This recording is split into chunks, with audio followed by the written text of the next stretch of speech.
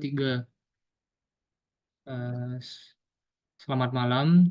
Kami dari kelompok satu akan mempresentasikan hasil makalah kami yang berjudul Peran Delegasi Apono terhadap Demobilisasi Ex-Knil Ambon pada tahun 1951.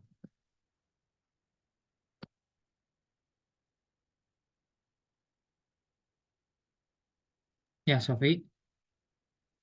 Latar belakang terjadinya hal ini karena kan setelah penjajahan Napoleon atas Prancis berakhir pada tahun 1815, Belanda kembali menjadi negara merdeka. Jadi sejak 1806, Belanda mengembalikan beberapa wilayah penjajahan Prancis. Pasukan ekspedisi dikirim untuk menjaga kepentingan kolonial Belanda dan mengurus kembali wilayah kolonialnya. The Java Oorlog atau Perang Jawa terjadi setelah Pangeran Diponegoro mengambil alih Hindia Belanda antara tahun 1826 dan 1827. Pasukan khusus juga dibentuk dan dikirim untuk menghadapi serangan ini. Pada saat itu, tentara ini dianggap sebagai anggota angkatan bersenjata Belanda. Sehingga pada tanggal 4 Desember 1830, Gubernur Jenderal Johannes van de Bos mengeluarkan perintah untuk mendirikan tentara baru di Hindia Timur. Ini dianggap sebagai awal dari tentara Hindia Timur yang berbeda. Terus nama resminya itu menjadi Koninklijk Nederland Indisch Leger atau KNIL atau Tentara Kerajaan Hindia Belanda. Hanya setelah Perdana Menteri Hendrik Colijn yang juga seorang perwira tentara kolonial mengingat dekrit kerajaan tahun 1836. Menurut Budi Harjo dalam Siapa Sudi saya Dongengi, gaji seorang sarsen kenil itu per bulannya sebesar 60 gulden dan mendapat jatah rumah. Dengan mengambil bagian dalam perang di pulau-pulau lain, orang Ambon mendapatkan kepercayaan penuh dari pemerintah kolonial dan mendapatkan hak istimewa seperti orang Eropa. Jadi orang Ambon tidak hanya terlibat dalam dinas militer, tetapi juga aktif dalam bisnis. Banyak dari mereka yang menjadi kaya dan orang Eropa. Prajurit yang mayoritas beragama Islam dari Jawa, Sunda, dan Sumatera menerima gaji yang lebih kecil dibandingkan dengan perwakilan suku Kristen di Indonesia yang seharusnya mendorong mereka untuk menjadi Kristen. Timbulnya gerakan kemerdekaan di Indonesia bersamaan dengan berakhirnya Perang Dunia II. Orang Indonesia tidak lagi ingin berada di bawah kerajaan Belanda setelah wilayah mereka dibebaskan dari tangan Belanda. Tentara Kerajaan Hindia Belanda atau KNIL tetap di Indonesia selama beberapa waktu setelah Perang Dunia Kedua untuk membangun kembali koloni mereka dan melawan gerakan kemerdekaan Indonesia. Namun, semua upaya Belanda untuk mempertahankan kekuasaannya di Hindia Belanda itu gagal. Pada tanggal 27 Desember 1949, karena tekanan dari komunitas internasional dan perlawanan rakyat Indonesia, Belanda mengakui Indonesia sebagai negara. Pada tanggal 26 Juli 1950, keputusan dibuat tentang pembubaran Tentara Kerajaan Hindia Belanda atau KNIL. Ini adalah hasil perjanjian internasional yang dicapai selama konferensi meja bundar di Den Haag yang berlangsung dari Agustus hingga November 1949. Akibat peristiwa RMS, Presiden Soekarno menolak untuk memulangkan 4.000 tentara KNIL Ambon yang berada di Jawa untuk kembali ke Ambon. Karena KNIL Ambon memiliki dasar hukum yang kuat untuk menentukan tempat pemulangan mereka yang tercantum dalam pasal 11 dari Ordonasi Umum 1935 nomor 11. Perselisihan mengenai demobilisasi mereka ke Jawa semakin rumit. Pengadilan Negeri Den Haag dan Mahkamah Agung Belanda pada Desember 1950 dengan bantuan dari delegasi Apono menyatakan bahwa mereka serdadu Kenil tidak akan aman jika dimobilisasi di Indonesia. Pemerintahan Belanda mencari jalan tengah dengan cara memberi mereka status KL atau Koninklijk Landsmacht dan memindahkan mereka ke Belanda untuk sementara waktu selama 6 bulan hingga situasi politik di Indonesia mulai membaik.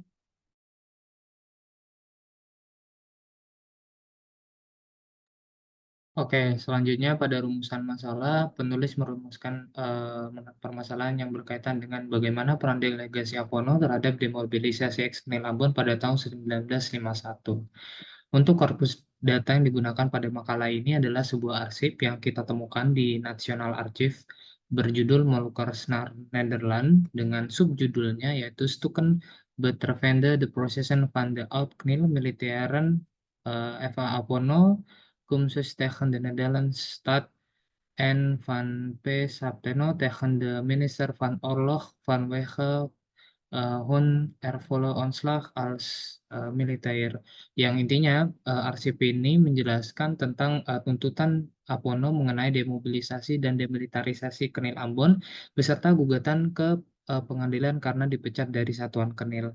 Studi kepustakaan yang kita gunakan adalah karya RZ Leiresa yang berjudul Tantangan dan Rongrongan Terhadap Keutuhan Negara dan Kesatuan RI, di mana buku ini menceritakan secara khusus dan menjawab pertanyaan mengapa gerakan separatisme terjadi pada tahun 1950, khususnya pada peristiwa RMS, bagaimana pemerintah RIS mengatasinya, dan perkembangan RMS di Belanda. Pembahasan pada buku ini juga berkisar pada kondisi-kondisi perkembangan kekuasaan Republik pasca kemerdekaan, di mana berupaya adanya upaya diplomasi RIS terhadap Belanda setelah Nietzsche memasuki RIS, dan penumpasan RMS oleh pemerintahan RIS serta eksistensi RMS di Belanda. Namun yang menjadi pembeda antara tulisan ini dengan penelitian yang kami tulis, ini lebih terfokus pada peran delegasi Apono mengenai nasib demobilisasi ex-Ambon di Belanda. Lanjut. Selanjutnya mengenai pembahasan pada awal, yaitu pengajuan gugatan delegasi Apono ke Pengadilan Negeri di Den Haag. Tentara Ambon sekitar 4.000 orang yang masih tinggal di Jawa tersebar di 5 camp di Jakarta, Bandung, Semarang, Surabaya, dan Malang. Mereka membentuk panitia di masing-masing camp untuk memperjuangkan kepentingan mereka dan menjalin komunikasi antar militer Belanda dan warga sipil Maluku yang tergabung dalam organisasi PRMS. Mereka juga bergabung dalam delegasi tentara yang berangkat ke Belanda pada awal 1950 untuk menangani kepentingan pasukan Ambon, anggota KL. Dipimpin oleh Sersan Mayor F.A. Apono, delegasi tersebut membawa masalah Kenil Ambon ke pengadilan Schravenhage di Den Haag pada tahun 1950.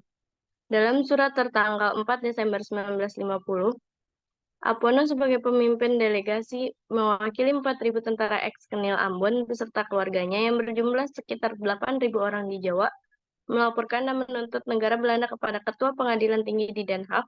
Mereka menolak secara pemindahan ke daerah yang dianggap tidak aman dan meminta agar pemindahan tersebut tidak dilakukan ke Ambon atau ke daerah yang dikuasai oleh pasukan APRI, yang direncanakan akan diangkut mulai tanggal 15 Desember 1950.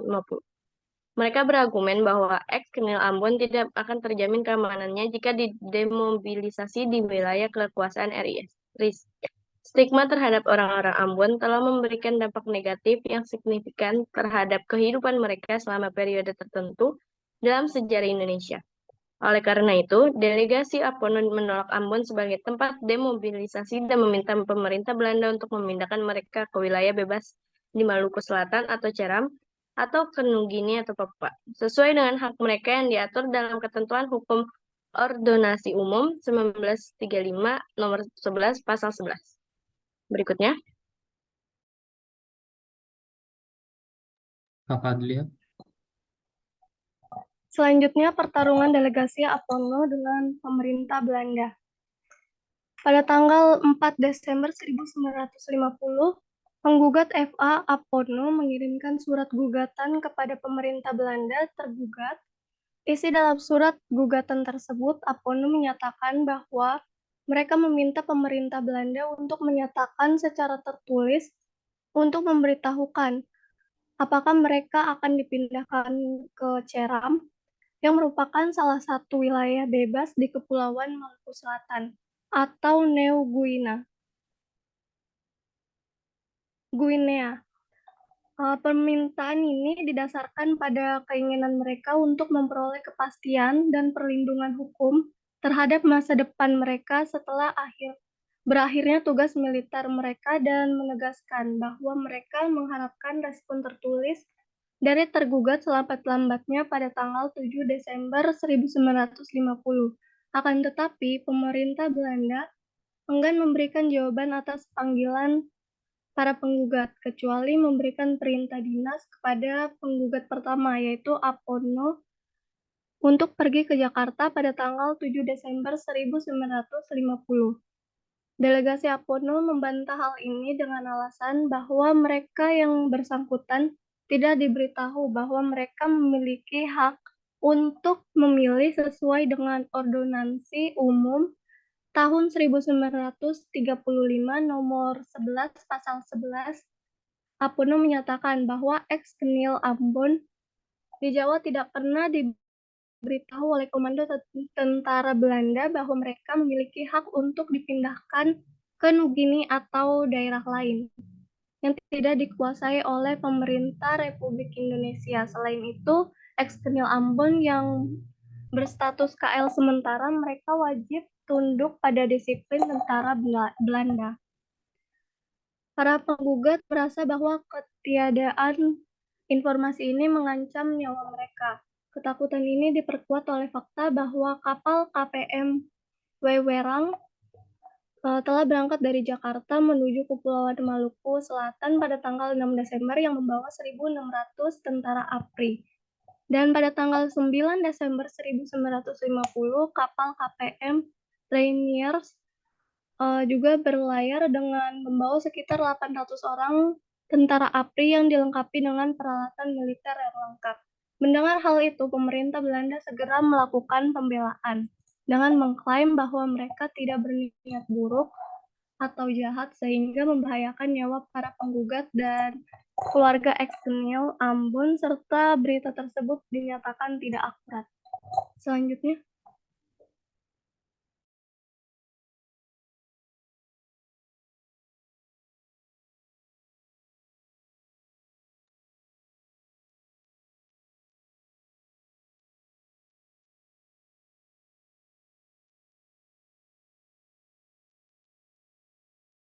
Transportasi Belanda udah belum? belum.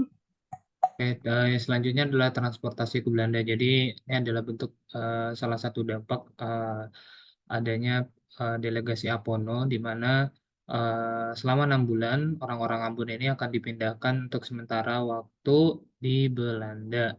Ada sekitar 12.500 orang Maluku yang dialihkan ke Belanda dalam beberapa bulan ke depan. Ini adalah data yang kami peroleh dari National Archive. Ada sekitar 12 pemberangkatan. Sekian, dan ini daftar pustaka yang kami dapatkan. Sekian presentasi dari kelompok 1.